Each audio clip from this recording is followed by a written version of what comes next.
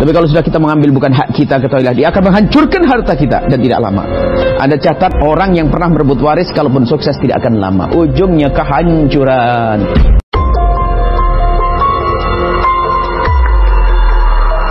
Jika dosa langsung dilakukan oleh orang yang merebut waris, dia adalah ahli neraka yang berjalan di atas bumi. Sebab masuk neraka diambil semuanya. Yang pertama adalah dia telah mengambil haknya orang lain, dan itu dosa besar. Neraka tempatnya. Yang kedua adalah dia telah menyakiti orang tua. Karena apa? Telah mengambil hak saudaranya, yang saudaranya adalah tidak lain anak orang tuanya. Kalau orang tuanya hidup, melihat akan marah dengan dia.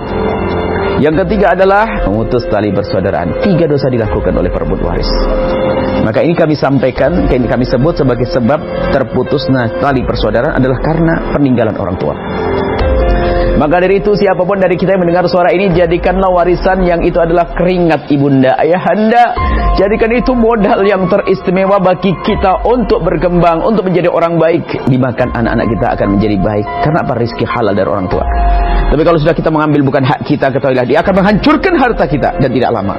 Anda catat, orang yang pernah merebut waris kalaupun sukses tidak akan lama, ujungnya kehancuran. Belum lagi nanti kehancuran di akhirat nanti. Ayo kita sadar semua. Mungkin ada yang mendengar suara ini sedikit mempermasalahkan tentang urusan waris. Segera bertobat dan bertobat kembali kepada Allah. Ayo berdamai dengan saudara kita. Bahkan orang hebat, istimewa, ahli surga yang berjalan di atas bumi adalah dia akan menolong saudaranya, bukan mengambil. Bahkan dia akan berkata kepada adiknya atau saudaranya, jika engkau ada butuh perlu, hak saya boleh diambil. Bukan merebut. Paling tidak ambil hakmu, jangan ambil haknya dia. Selesai. Bagian yang boleh diambil. Dan mohon hendaknya di dalam pembagian waris ini semuanya berusaha melapangkan hati, melapangkan dadanya. Sebab yang namanya waris ini, yang besar adalah iblisnya. Kadang yang direbutkan tidak seberapa, tapi ramainya tidak akan selesai sampai anak cucu. Waris yang diwaris tidak seberapa besar, tapi menjadi sebab permusuhan yang panjang dan tidak ada hentinya. Naudzubillah. Berebut waris, naudzubillah. Maka dari itu jangan sampai ada di antara kita yang teledor dalam urusan yang demikian ini. Lihat yang namanya waris itu apa sih waris? Cuman anehnya ada banyak keluarga di saat berbicara hal ini itu tenang-tenang saja. Kalau sudah menyinggung masalah waris, ada yang naik pitam, marah.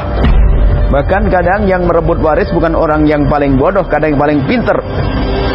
Sebab yang namanya berebut waris ini setannya yang gede, bukan barangnya. Sehingga yang bermusuhan bukan saja orang bodoh, orang alim pun bisa berebut waris, berebut peninggalan orang tua. Sehingga dengan adiknya putus persaudaraan, tidak syukur sapa.